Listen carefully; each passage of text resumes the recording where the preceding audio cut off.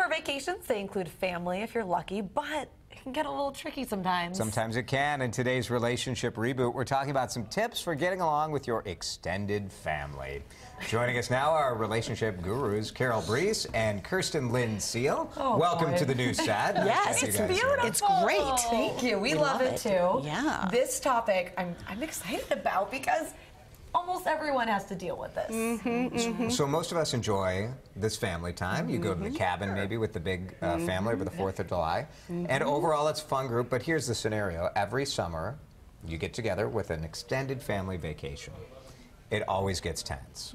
If this scenario said by day 8, people are usually upset or irritated. I say if you make it through day 4, You're doing good. congratulations. Right. Exactly. So how do we survive this? It's not just this weekend. All summer, people are taking these vacations. Right. I mean, so one of the first things to do is kind of like you said, you're like, you know, by day 4, I'm thinking, when do we get to go home?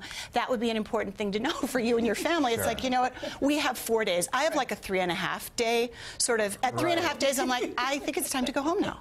Carol, is the takeaway here that this is normal? It's totally normal. Yeah. I mean, most of us in the U.S. don't live with our extended families, so when you get us all together, I mean, you're going to have the little fits and starts and the arguments, so just know that it's natural and normal. There's nothing wrong with you if you get annoyed, if you get irritated. You know, it's totally going to happen. Okay. And remember to breathe deeply. That always helps. Deep breaths are always good. Yeah. But there are some things that you can do because really you can't be that one person who's like, 2 days, peace out, family, I'm done.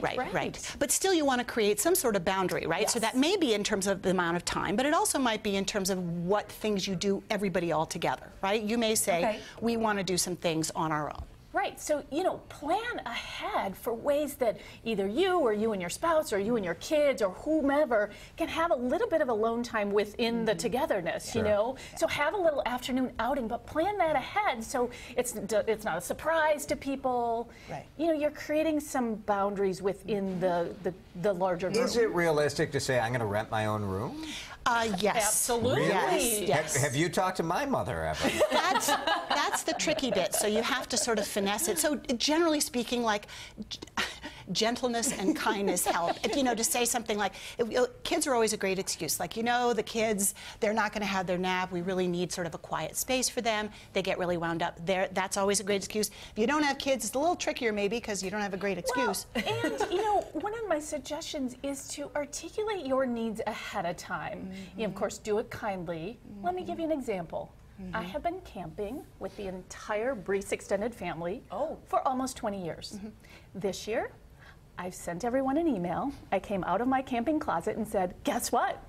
I don't like camping, and so I'm renting a cabin nearby, and it's going to make my husband much happier because I want to stay longer, you know, and so it's okay to figure out how you can really enjoy your extended family. But you still want to spend that time. Exactly. I said, you know, I love you, I just don't love sharing an outhouse with 18 other people. Right. And like our family used to go to Cape Cod. I mean, we do from time to time, and my brother always wanted us to rent like a house all together. And there's a lot of kids, and there's a lot of different schedules, and people are night owls and morning birds, you know, and so and I was like, you know what, let's just get 2 separate little places. And we can stay near each other. We can eat together. We can go to the beach together. And I think it's important because these little things, they can get so on your nerves, they can almost consume you.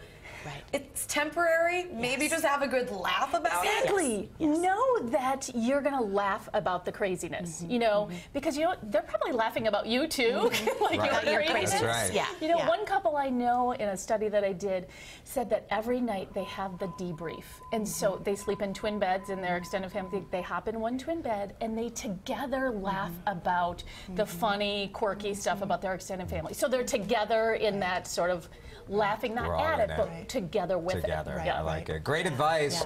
Have a great summer with your extended family. You too. And to you. And a great holiday weekend. Have so much fun. Thanks, guys. California.